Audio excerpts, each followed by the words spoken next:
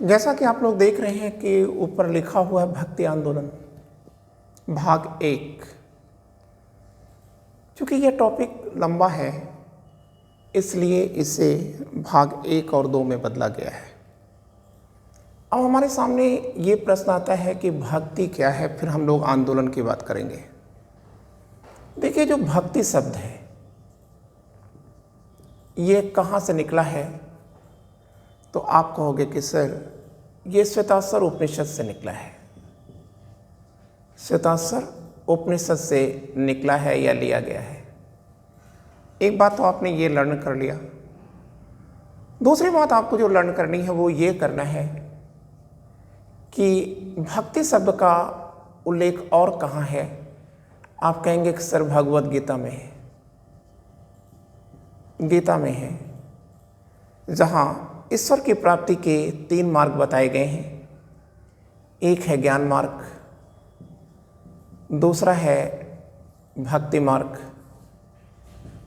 और तीसरा है कर्म मार्ग। तो अब हमको एक विशेष बात याद रखनी है, वो ये है कि देखिए, जो ज्ञान मार्ग है ये सभी के लिए संभव नहीं है, क्योंकि सभी ज्ञानी नहीं है, सभी कर्म के योगी भी नहीं है। लेकिन भक्ति तो कोई भी कर सकता है, चाहे वह ज्ञानी हो या अज्ञानी हो, सभी लोग भक्ति कर सकते हैं। अब हमारे सामने ये जो 2 पॉइंट्स गए, इसके बाद हमारे सामने एक तीसरा पॉइंट भी जा रहा है कि भक्ति का अर्थ क्या है। भक्ति का अर्थ, तो बच्चों हमें याद रखना होगा कि जो भक्ति का अर्थ है वो ये है कि अपने आराध्य देव के प्रति, आराध्य जो देव हैं उनके प्रति जो पूर्ण समर्पण है, समर्पण ही भक्ति है। मतलब अपने आराध्य देव के प्रति आपका पूर्ण समर्पण ही भक्ति है। ठीक है।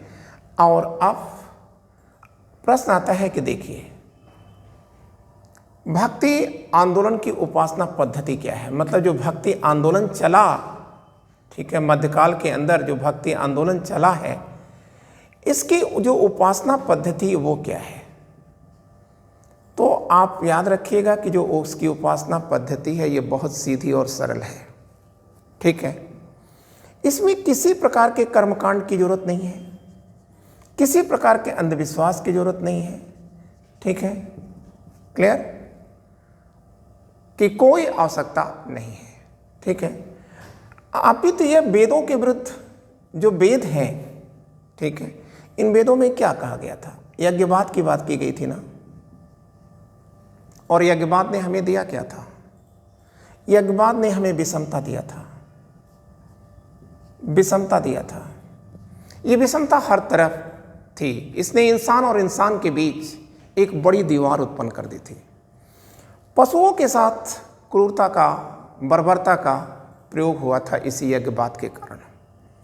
और इसी यज्ञवाद के विरुद्ध जो चित्कार आई थी, जो आवाज़ उत्पन्न हुई थी, वह आवाज़ है उपनिषद। और उपनिषद में आकर के ईश्वर की उपासना के लिए 2 दृष्टिकोण आते हैं। एक दार्शनिक दृष्टिकोण आता है और दूसरा है तत्व चिंतन की बात आती है। क्लियर। और जो हमारा भक्ति आंदोलन है, भक्ति आंदोलन भी इसी पर बल देता है। लेकिन हमें याद रखना होगा कि जो 8वीं शताब्दी ईस्वी है, 8वीं शताब्दी ईस्वी का पूर्वार्ध है, यहाँ पर एक चिंतक होते हैं कुमारिल भट्ट। और कुमारिल भट्ट एक बार पुनः इसी यज्ञवाद की अवधारणा को स्थापित करने का प्रयत्न कर रहे हैं। लेकिन जो कुमारिल भट्ट हैं, इनके शिष्य हैं शंकराचार्य, और शंकराचार्य कुमारिल भट्ट के विचारों से सहमत नहीं है। ठीक है। और उन्होंने यज्ञवाद का खंडन किया, और खंडन करने के बाद उन्होंने वेदांत या उपनिषद, जैसा कि आप जानते हैं कि उपनिषदों को ही वेदांत भी कहा जाता है, क्योंकि हर वेद के अंत में ये लगे हैं। तो शंकराचार्य ने भी किसका सपोर्ट कर दिया, तो आप कहेंगे कि सर वेदांत या उपनिषद का सपोर्ट किया, और उन्होंने उपनिषदों से ही अद्वैतवाद का अवधारणा ले ली या चिंतन ले लिया, अद्वैतवाद की अवधारणा ले लिया और इन्होंने कहा, ठीक है, ब्रह्म की उपासना पर इन्होंने बल दिया। क्लियर ना, कि ब्रह्म की उपासना पर बल दिया। परंतु अब हमको एक चीज याद रखना है कि जो शंकराचार्य का अद्वैतवाद है, ठीक है, जिसमें आप देखें हैं अ लिखा है, अ का मतलब अलग नहीं है, द्वैत मतलब दो, दो क्या है, एक आत्मा है, दूसरा परमात्मा है। तो आत्मा और परमात्मा, ठीक है, ये दोनों दो तो हैं, परंतु दो होते हुए भी अलग नहीं हैं, ठीक है। इस प्रकार से जो ये फिलॉसफिकल आइडियोलॉजी या दार्शनिक विचारधारा रखते हैं, यह दार्शनिक विचारधारा, यह ज्ञान मार्गी है, मतलब यह ज्ञान मार्गी है। अब आप खुद कल्पना कर सकते हैं कि ये जो ज्ञान मार्ग का इनका कॉन्सेप्ट है, क्या इसे आम आदमी समझ सकता है? तो आप कहेंगे कि सर देखो, ये आम आदमी के समझ की परे की बात है, इसे आम आदमी नहीं समझ सकता, ठीक है। तो अब आप याद रखिएगा, इसलिए ईश्वर की अनुकंपा के लिए जिस सहज मार्ग की तलाश हुई है, उस सहज मार्ग का नाम है भक्ति, ठीक है ना। तो भक्ति क्या है? इसमें कोई दार्शनिक चिंतन नहीं है, इसमें किसी प्रकार का, ठीक है, कोई अंधविश्वास और कोई कर्मकांड नहीं है, अपितु यह तो सीधे सीधे ईश्वर के प्रति व्यक्ति का समर्पण है, और यही समर्पण ही भक्ति आंदोलन है।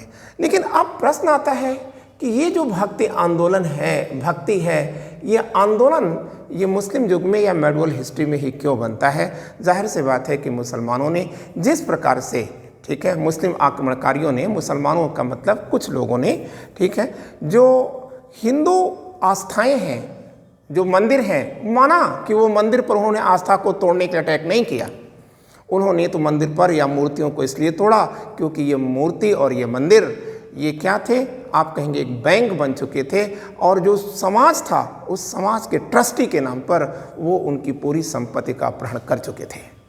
तो उसी संपत्ति को पाने के लिए ज़्यादातर मुस्लिम आक्रमण हुए हैं। वैसे भी धार्मिक भावनाएं भी इसके पीछे रही हैं, इससे आप इनकार नहीं कर सकते, ठीक है।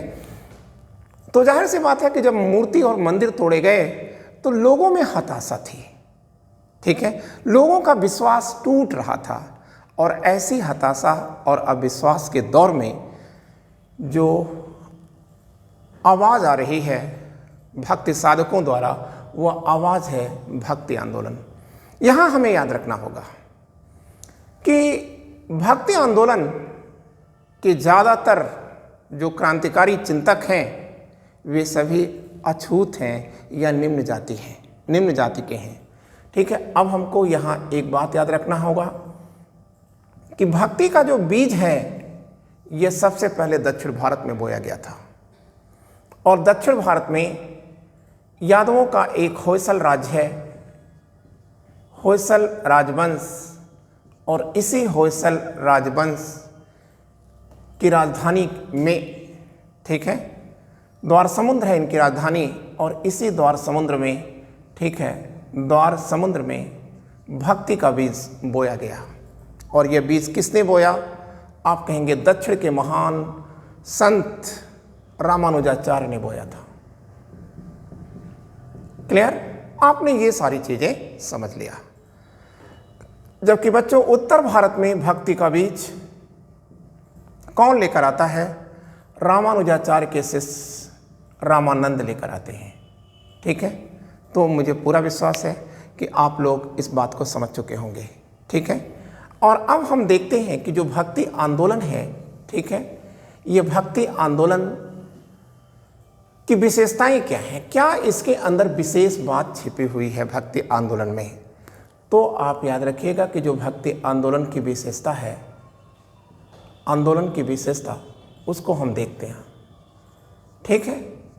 तो हम कहेंगे कि जो भक्ति आंदोलन की विशेषता है, देखिए इसमें तो पहली बात है कि इसके जितने भी, पहली बात हम ये कहना चाहेंगे कि प्रायः सभी संतों ने धार्मिक अंधविश्वासों, रूढ़वादी जो प्रवृत्तियां हैं तथा जो बाह्य आडंबर हैं, उनका विरोध किया है।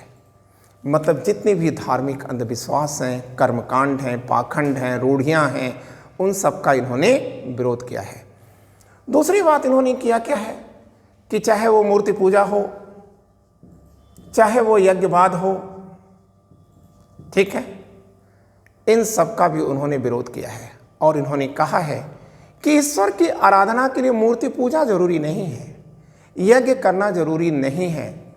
इसके लिए जरूरी यह है कि आप हृदय से अपने आराध्य को कितना समर्पित करते हैं या कितना अपने आप को समर्पित कर देते हैं।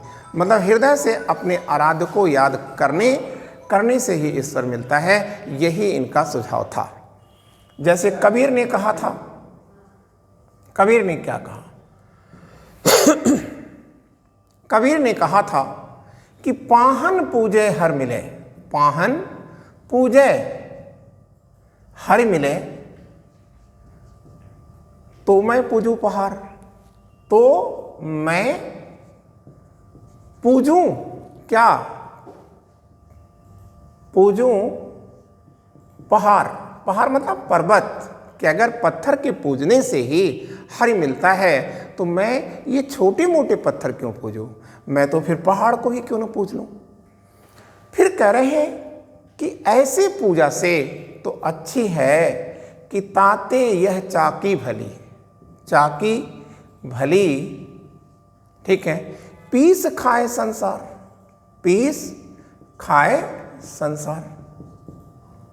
कबीर ने जो पत्थर पूजा है, जो मूर्ति पूजा है, इसी पर बहुत ही कटाक्ष किया था। ठीक है बच्चों, तीसरी बात हमको याद रखना होगा। ठीक है, मतलब पहली बात में देखा कि इन्होंने अंधविश्वास, चाहे जैसा भी अंधविश्वास हो, इसका खंडन किया। दूसरे में मूर्ति पूजा और यज्ञवाद का खंडन किया। फिर इन्हें देखिए आपने कबीर ने क्या कह डाला। और एक बात और याद रखना है कि जो सभी भक्त संत हैं, मतलब भक्त संत, इन समस्त भक्त संतों ने यह माना कि मनुष्य एक है।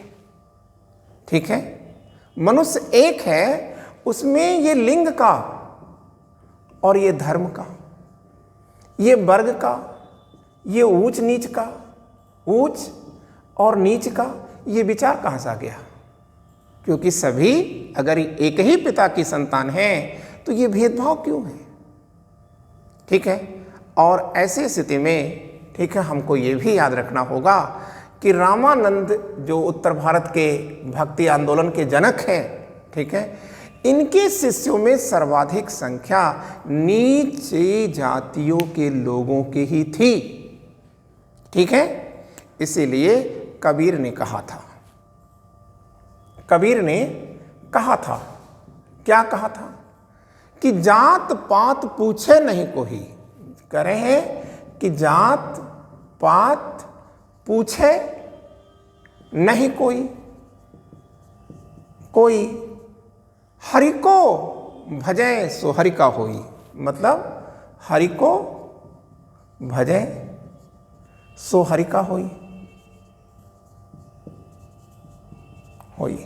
ठीक है, तो ऐसी स्थिति में इन्होंने हर प्रकार के जो हमारे संत रहे हैं, उन्होंने संतों ने क्या किया, भक्ति संत हैं, उन्होंने ये वर्णवाद और ये जातिवाद, ये ऊंच नीच, ये लिंग, ठीक है, ये स्त्री पुरुष जो भी आप देखते हैं जो अंतर स्थापित किए जाते हैं, ठीक है, उन सब का इन्होंने खंडन किया और कहा कि हम सभी एक ही परमपिता परमेश्वर की संतान हैं। ठीक है, और जब उन्होंने एक ही परमपिता की संतान मान लिया तो हम फोर्थ पॉइंट में रखने जा रहे हैं कि इसलिए संतों ने हिंदू मुस्लिम एकता का समर्थन कर दिया। संतों ने हिंदू और मुस्लिम एकता का समर्थन किया। ठीक है, और सबसे बड़ी चीज़ याद रखिएगा, भक्ति संतों ने भक्ति के लिए, भक्त संतों ने कहा, पांचवा पॉइंट कर लिए, भक्त संतों का संदेश है कि देखिए ईश्वर को पाने के लिए संन्यास जाना जरूरी नहीं है। ठीक है, भक्त संतों का मैसेज है कि आप गृहस्थ बन करके, आपका हृदय अगर साफ सुथरा है तो आपको संन्यास जाने की क्या जरूरत है, और आप सन्यासी बन करके ही अगर अधर्मी हैं तो फिर ऐसे संन्यास का क्या मतलब है। ठीक है, इसलिए सभी का कहना था कि आप गृहस्थ बन करके ही अपने इष्ट को उपासना कर सकते हैं और उन्हें पा सकते हैं। ठीक है, और एक बात याद रखिएगा, सभी संतों ने जनभाषा में संदेश दिया है। सभी संतों ने किस में संदेश दिया? जनभाषा में संदेश दिया।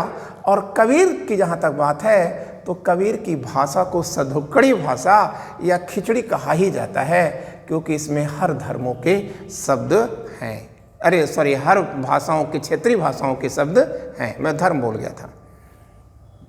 और अगला पॉइंट हमको याद रखना है कि भक्ति आंदोलन जो है जन आंदोलन था। जन आंदोलन था और इसके सभी क्रांतिकारी भक्त, ठीक है, प्रायः निम्न वर्ग के ही थे, क्योंकि इससे इनको आय नहीं पानी थी, इनको, ठीक है, लोगों का सुधार करना था। ठीक है ना।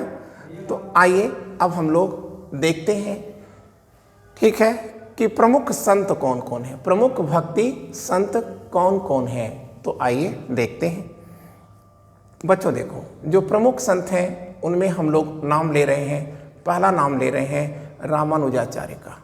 ठीक है ना, रामानुजाचार्य का नाम ले रहे हैं। अब ये रामानुजाचार्य कब हुए? तो आप कह दोगे कि सर देखो ये 12वीं शताब्दी के हैं, 12वीं सदी ईस्वी के हैं। ठीक है ना। और इनका जो जन्म स्थल है वो है तिरुपति। ठीक है। लेकिन आप याद रखिएगा, रामानुजाचार्य चोल साम्राज्य के जो शासक थे कुलोत्तुंग सेकंड, तो चोल साम्राज्य के जो शासक रहे हैं कुलोत्तुंग, ठीक है, उन्हीं के दरबार में ये रहा करते थे, उन्हीं के समकालीन हैं। और कुलोत्तुंग ने जब विष्णु की, ठीक है, या वैष्णव मूर्ति को, ठीक है, चिदम्बरम के मंदिर से निकाल करके फेंकवा दिया, तो वही मूर्ति को लेकर के ये तिरुपति में आते हैं और तिरुपति में इनकी स्थापना करते हैं। ठीक है। इन्होंने अद्वैतवाद का, शंकराचार्य के जो अद्वैतवाद है इसका इन्होंने खंडन कर दिया था। ठीक है। और इसके स्थान पर इन्होंने अपना खुद का एक दर्शन दिया जिसे विशिष्टाद्वैतवाद कहा जाता है। विशिष्टाद्वैतवाद कहा जाता है। इन्होंने श्री संप्रदाय चलाया था। ठीक है। मतलब लक्ष्मी के और विष्णु की इन्होंने उपासना पर बल दिया था। ठीक है। अब बात आती है जात पात की, वर्णवाद की, या किसी प्रकार के डिस्क्रिमिनेशन की, विभेदीकरण की, यह नहीं मानते। ठीक है। क्लियर। और इनका सबसे ज़्यादा प्रचार दक्षिण भारत में है। ठीक है। और अब हम लोग दूसरा नाम देखते हैं, निम्बार्काचार्य। निम्बार्काचार्य की बात करते हैं तो हम लोग देखते हैं निम्बार्का को या निम्बार्काचार्य को। तो देखिए जो निम्बार्क हैं, ठीक है, ये हैं कहाँ के रहने वाले? ये बेल्लारी ज़िले के रहने वाले हैं। बेल्लारी ज़िले के रहने वाले हैं। ठीक है। बेल्लारी ज़िले में अगर आपसे पूछा जाए कि कहाँ के रहने वाले हैं तो आप कहेंगे कि सर ये निम्बापुर के रहने वाले हैं और ये रामानुजाचार्य के समकालीन हैं। 1165 में इनका जन्म हुआ है। ठीक है। और इन्होंने सदैव, ठीक है, राधा कृष्ण की उपासना किया है। ठीक है। राधा कृष्ण या आप कह सकते हैं राधा वल्लभ की उपासना किया है। और इन्होंने द्वैत, ठीक है, द्वैत मत का इन्होंने, दर्शन का इन्होंने विकास किया था। और फिर इसी को इन्होंने भेदाभेद भी कहा था। भेदाभेद भी कहा था। भेदाभेद का मतलब ये है, मतलब इनका मानना है, भेदाभेद जो दर्शन है उसके अनुसार आत्मा और परमात्मा में भेद तो दिखता है। एक आम आदमी को आत्मा और परमात्मा में एक अलगाव दिखता है, एक भेद दिखता है, परंतु भेद होता नहीं है। दिखता जरूर भेद है लेकिन वह भेद होता नहीं है। और इनकी जो कर्म स्थली है, यह कर्म स्थली कहाँ रही है? आप कहेंगे कि सर यह वृंदावन में रही है। उत्तर प्रदेश के मथुरा जिले के वृंदावन में ही इनकी कर्म स्थली है। अब अगला जो नाम हम लाएंगे वो है माधवाचार्य का।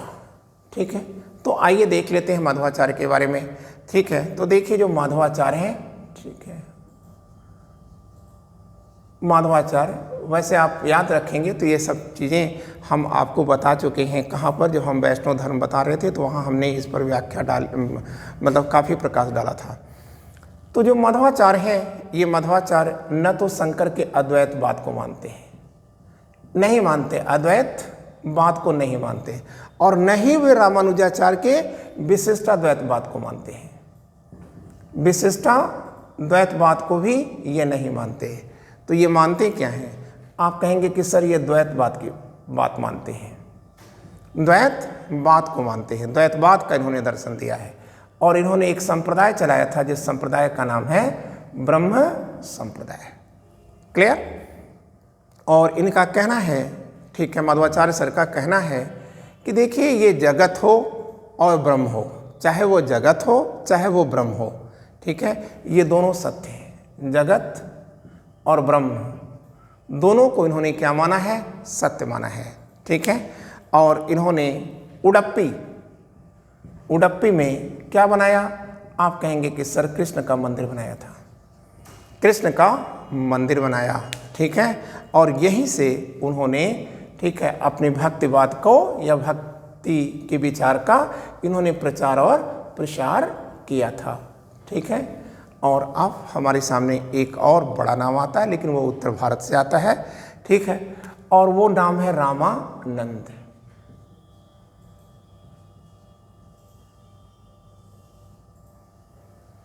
रामानंद। तो देखिए ये जो रामानंद हैं, ये हैं क्या? आप कहेंगे कि सर ये 14वीं शताब्दी के हैं। ठीक है।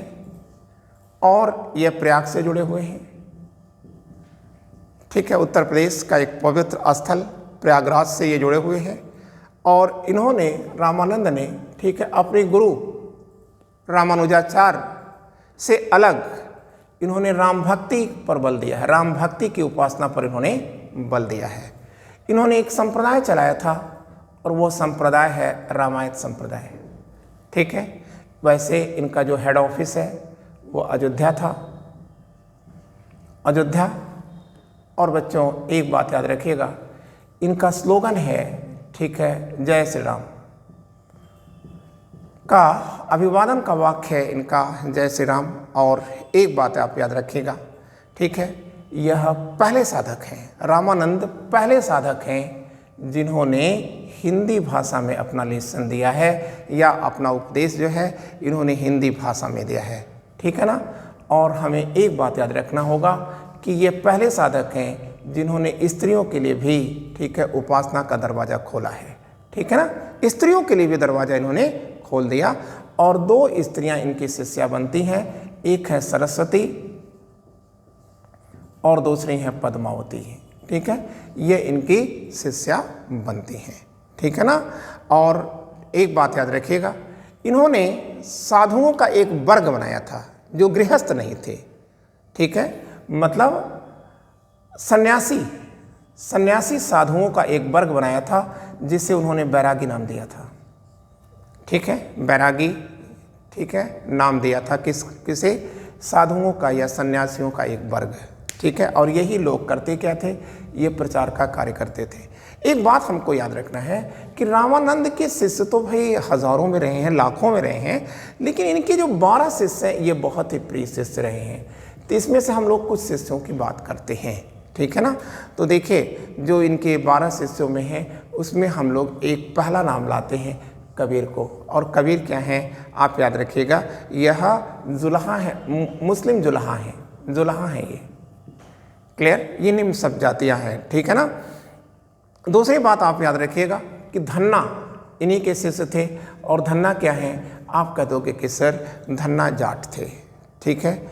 और सेना नाई थे जाति से। क्लियर? और फिर हमको एक बात और याद रखना होगा कि रैदास जो हैं यह जाति से चमार हैं। ठीक है। और अब हमको एक बात और याद रखना होगा कि ये जो सभी हैं ये निम्न जाति हैं। और निम्न जातियों ने ही भक्ति आंदोलन को अगर पूछा जाए तो वास्तविकता क्या है, तो जितना भी भक्ति आंदोलन है, जितना भी सोशल रिफॉर्म है, समाज सुधार का जितना भी अच्छा कार्य है, वो सभी, ठीक है, इन्होंने ही किया है, मतलब निम्न जाति के लोगों ने ही किया है। ठीक है। एक हम लोग कबीर की बात कर लेते हैं और कबीर के बाद हम लोग मैटर को छोड़ देते हैं। ठीक है। क्योंकि मैटर ज़्यादा होगा और आपके लिए ठीक नहीं होगा, ठीक है। इसका 2 वीडियो बना देंगे, आप अच्छा कर जाएंगे। और अब हम लोग देखते हैं कबीर को।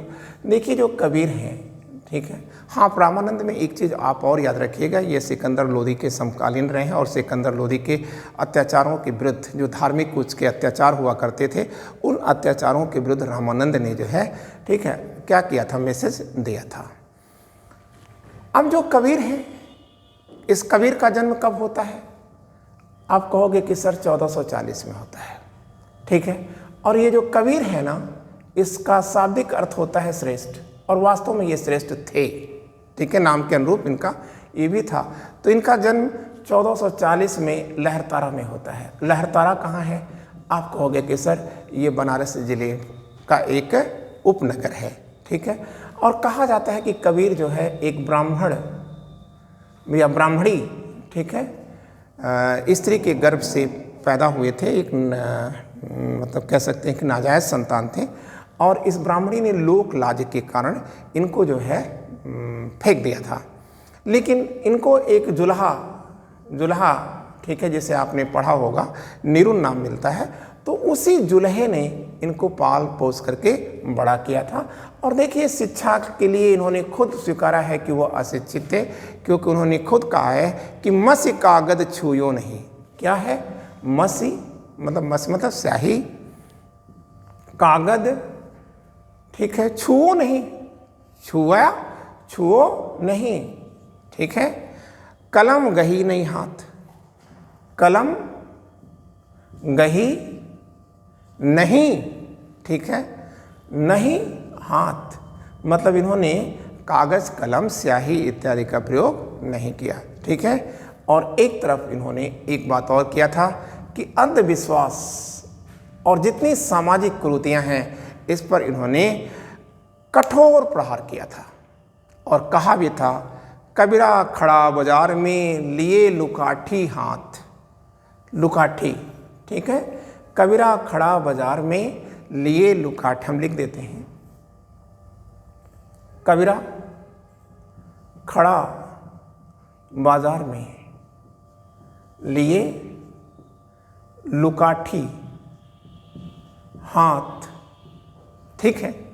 कह रहे हैं कि कबीरा खड़ा बाजार में लिए लुकाठी हाथ, जो घर जा रे आपना, जो घर जा रे आपना, चले हमारे साथ, चले हमारे साथ, ठीक है।